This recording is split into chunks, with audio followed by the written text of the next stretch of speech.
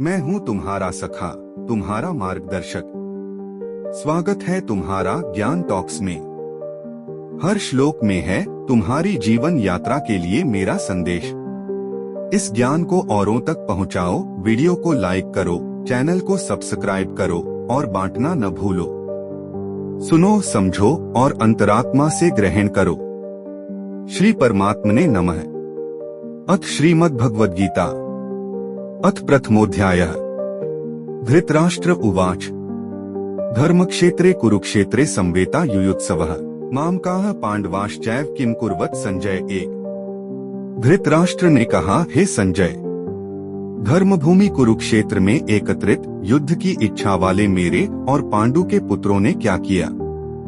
सुनो मेरे प्रिय आत्मन, यह केवल एक राजा का अपने मंत्री से पूछा गया प्रश्न नहीं है।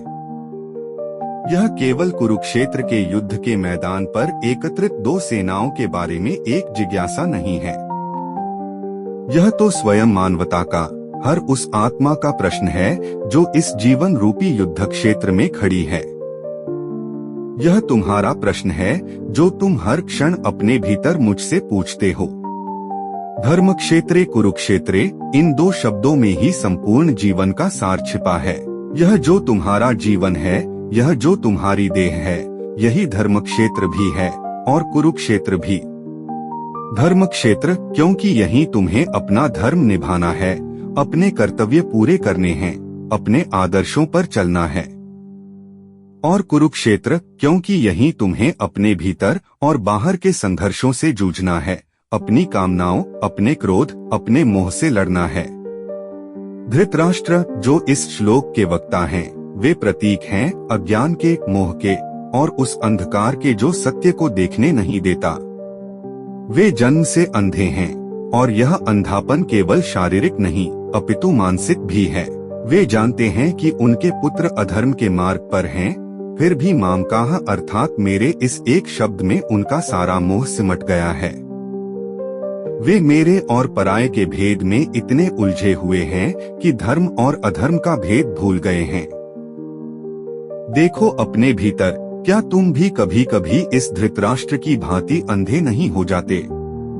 जब मोह, अहंकार या स्वार्थ का पर्दा तुम्हारी आंखों पर पड़ता है तो क्या तुम्हें भी सत्य दिखाई देना बंद नहीं हो जाता? मेरा परिवार, मेरा पद, मेरा धन, मेरी मान्यताएं, इन मेरे के जालों में फंसकर क्या तुम भी धर्म को, कर्तव्य को और इंसानियत को ताक पर नहीं रख देते? धृतराष्ट्र का प्रश्न है, किम कुर्वत संजय, उन्होंने क्या किया? यह प्रश्न केवल एक कौतूहल नहीं है, यह एक भय है, एक आशंका है। वे जानते हैं कि कुरुक्षेत्र की भूमि धर्म की भूमि है। उस भूमि का एक प्रभाव है, एक ऊर्जा है। उन्हें भय है कि कहीं उस धर्म भूमि के प्रभाव से उनके पुत्रों का मन बदल न जाए, कहीं वे युद्ध से विमुख होकर संधि न कर लें। अधर्म के मार्ग पर चलने वाले को हमेशा यह भय सताता है कि कहीं धर्म का प्रभाव उसके किए क्राय पर पानी न फेर दे। संजय जो इस पूरी घटना के दृष्टा हैं, वे विवेक और आत्मज्ञान के प्रतीक हैं। उन्हें दिव्य दृष्टि प्राप्त है, जिससे वे महल में बैठे हुए भी युद्ध क्षेत्र का प्रत्येक दृश्य देख सकते हैं। यह दिव्य दृष्टि कोई चमत्कार नहीं, बल्कि विवेक और ज्ञान की वह शक्ति है जो तुम्हें भी प्राप्त हो सकती है। जब तुम मोह और अज्ञान के अंधकार से बाहर निकलते हो तो तुम भी अपने जीवन के कुरुक्षेत्र को स्पष्ट रूप से देख पाते हो। तुम देख पाते हो कि कौन सी सेना तुम्हारे भीतर लड़ रही है, एक पांडवों की सेना जो दैवीय गुणों, सद्गुणों और धर्म का प्रतीक है, और दूसरी कौरवों की सेना जो आसुरी प्रवृत्तियों, दुर्गुणों और अधर्म का प्रतीक है। तुम्हारा मन ही वह कुरुक्षेत्र है जहां यह युद्ध निरंतर चल रहा है। तुम्हारी सकारात्मक वृत्तियां जैसे कि प्रेम, करुणा, धैर्य और संतोष पांडव सेना है, और तुम्हारी नकारात्मक वृत्तियां जैसे कि क्रोध, घृणा, लोभ और अहंकार कौरव सेना है। तुम स्वयं धृतराष्ट्र की तरह मोह में अंधे होकर पूछते रहते हो, मेरे मन में क्या चल रहा है, मैं क्या करूं? यह श्लोक तुम्हें युद्ध के लिए उकसा नहीं रहा है। यह तुम्हें जीवन की वास्तविकता से परिचित करा रहा है। जीवन एक संघर्ष है।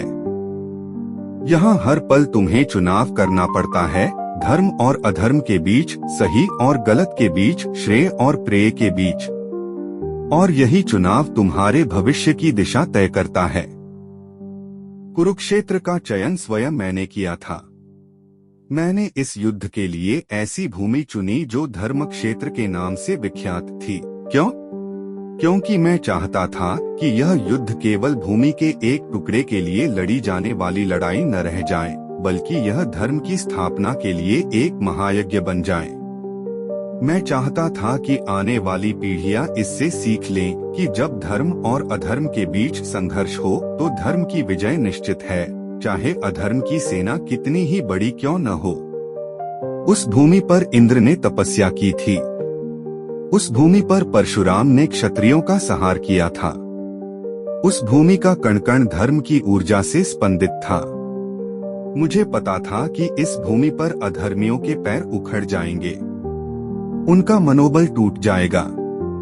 ठीक इसी प्रकार तुम्हारा यह जो शरीर है, यह धर्म क्षेत्र है।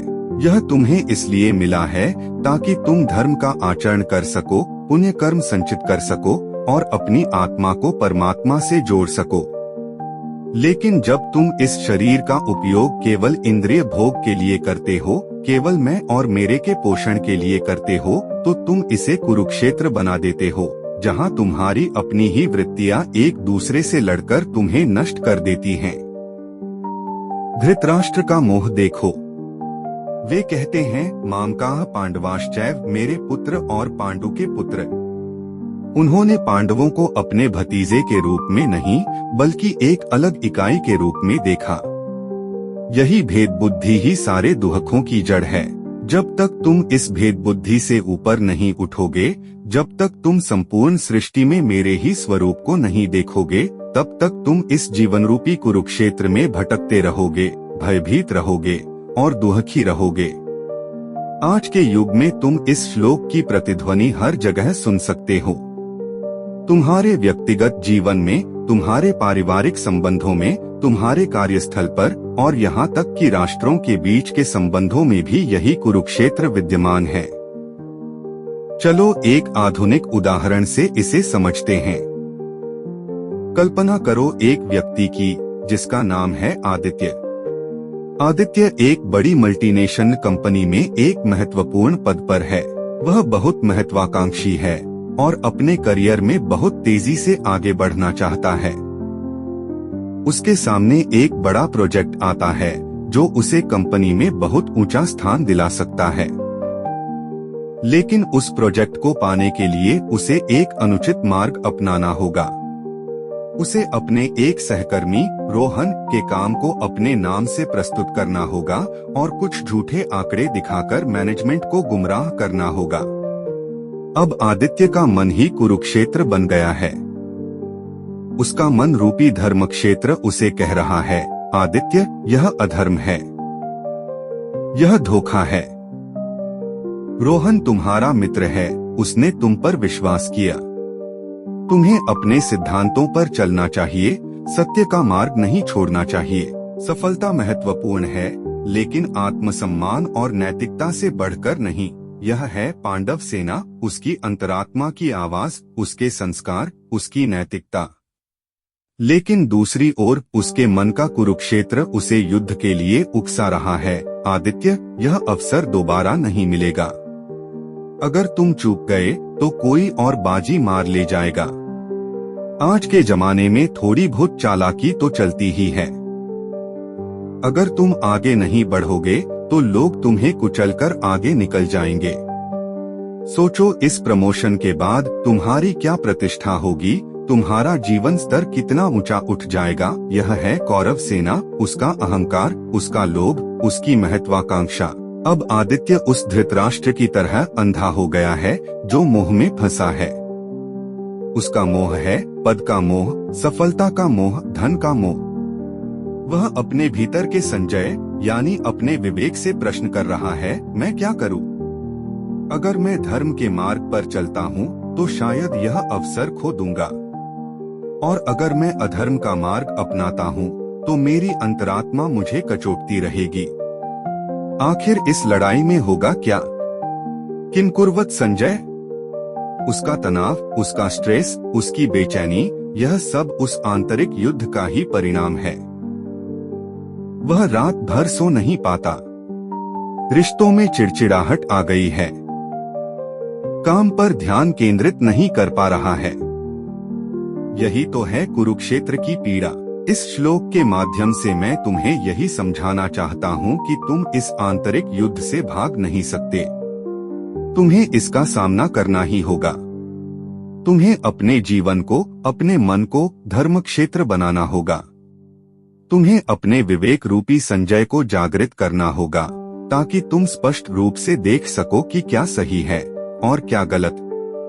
धृतराष्ट्र ने पूछा, उन्होंने क्या किया? लेकिन महत्वपूर्ण प्रश्न यह नहीं है। महत्वपूर्ण प्रश्न यह है कि तुम्हें क्या करना चाहिए।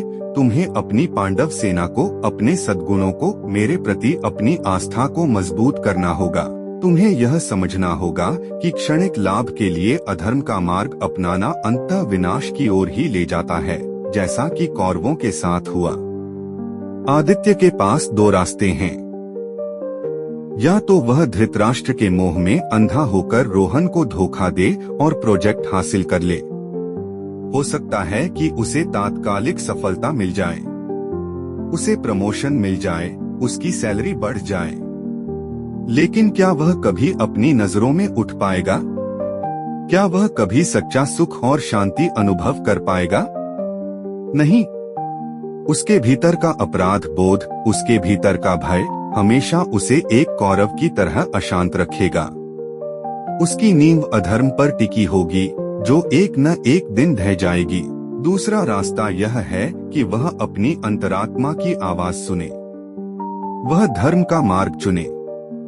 वह मैनेजमेंट के सामने सच्चाई बयां कर दे, भले ही इसका परिणाम कुछ भी हो। हो सकता है कि उसे वह प्रोजेक्ट न मिले। हो सकता है कि उसकी प्रगति थोड़ी धीमी हो जाए, लेकिन वह अपनी नजरों में कभी नहीं गिरेगा। उसका आत्मसम्मान बना रहेगा। उसकी नींद शांत होगी। उसके रिश्ते मधुर रहेंगे। उसने धर्म को चुना है और जहां धर्म है वहां मैं हूं, और जहां मैं हूं वहां विजय है। हो सकता है कि उसकी ईमानदारी देखकर मैनेजमेंट उस पर और भी अधिक विश्वास करने लगे और भविष्य में उसे और भी बड़ी जिम्मेदारी सौंप दे। धर्म के मार्ग पर चलने वाले को मैं कभी निराश नहीं करता। यह केवल करियर की बात नहीं है। तुम्हारे रिश्तों को देखो। जब पति पत्नी के बीच अहंकार और मैं का भाव आ जाता है तो उनका घर कुरुक्षेत्र बन जाता है। दोनों अपनी अपनी बात को सही साबित करने के लिए लड़ते रहते हैं। वे भूल जाते हैं कि उनका रिश्ता एक धर्म क्षेत्र है, जहां प्रेम, विश्वास और समर्पण का धर्म निभाना है। वे धृतराष्ट्र की तरह मेरे सुख, मेरी इच्छाओं के मोह में अंधे हो जाते हैं और पांडव रूपी प्रेम और सौहार्द को भूल जाते हैं। परिणाम क्या होता है? कलह, दुहक और अंत में अलगा। जब तुम्हारे मन में क्रोध उठता है तो क्या होता है? तुम्हारा मन कुरुक्षेत्र बन जाता है। क्रोध रूपी दुर्योधन तुम्हारे विवेक रूपी युधिष्ठिर पर हावी हो जाता है। तुम ऐसे शब्द बोल जाते हो, ऐसे कार्य कर जाते हो, जिनका पश्चाताप तुम्हें जीवन भर रहता है। तुम स्वयं अपने हाथों से अपने रिश्तों को, अपनी शांति को नष्ट कर देते हो। यह पहला श्लोक तुम्हें जगाने के लिए है।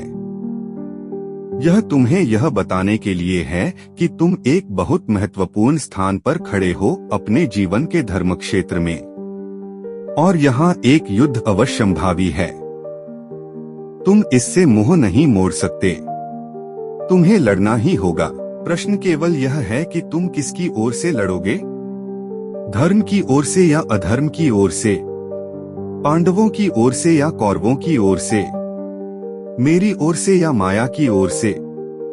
धृतराष्ट्र का प्रश्न भय और मोह से उपजा था, लेकिन तुम्हारा प्रश्न जिज्ञासा और मुक्ति की इच्छा से उपज सकता है। तुम मुझसे पूछ सकते हो, हे मेरे सखा, हे मेरे कृष्ण, मेरे इस जीवन रूपी कुरुक्षेत्र में जहाँ मेरी ही वृत्तियाँ मुझसे लड़ रही हैं, मुझे क्या करना चाहिए? मैं धर्म के मार्ग पर कैसे चलूं? मैं अपने मन के इस युद्ध को कैसे जीतूं? और मेरा उत्तर है यह पूरी गीता। यह गीता तुम्हारे हर प्रश्न का उत्तर है। यह तुम्हारे हर संशय का निवारण है। यह तुम्हारे हर भय का हरण करने वाली है। इसलिए इस पहले श्लोक को केवल एक ऐतिहासिक घटना का वर्णन मानकर मत छोड़ देना। इसे अपने हृदय में उतारो। महसूस करो कि तुम्हारा शरीर ही धर्मक्षेत्र है और तुम्हारा मन ही कुरुक्षेत्र है। अपनी वृत्तियों को पहचानो। देखो कौन पांडव है और कौन कौरव। अपने विवेक रूपी संजय को जागृत करो और फिर अर्जुन की तरह अपने गांडीव को उठाओ और इस आंतरिक युद्ध के लिए तैयार हो जाओ। मैं तुम्हारा सारथी बनने के लिए तैयार हूँ। मैं तुम्हें इस युद्ध में मार्गदर्शन देने के लिए तैयार हूँ। बस तुम्हें एक कदम बढ़ाना है मेरी ओर। तुम्हें यह स्वीकार करना है कि तुम इस युद्ध में अकेले नहीं हो। देखो, धृतराष्ट्र ने संजय से पूछा, जो एक मनुष्य है, इसीलिए उसे केवल घटनाओं का वर्णन मिला। लेकिन अर्जुन ने मुझसे पूछा, जो स्वयं परमात्मा हूँ, इसीलिए उसे केवल वर्णन नहीं बल्कि ज्ञान मिला, योग मिला और अंत में मोक्ष मिला। तुम भी धृतराष्ट्र मत बनो, जो मोह में अंधा होकर मनुष्यों से या संसार से समाधान पूछता फिरता है। तुम अर्जुन बनो। सीधे मुझसे जुड़ो। अपने हृदय के भीतर मुझसे बात करो। अपने हर कर्म को, अपने हर विचार को मुझे समर्पित करो। फिर देखो कैसे मैं तुम्हारे जीवन के कुरुक्षेत्र को एक उत्सव में बदल देता हूँ।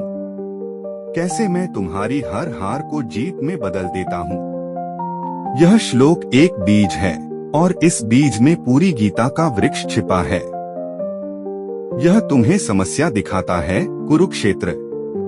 यह तुम्हें समाधान का स्थान भी दिखाता है, धर्मक्षेत्र।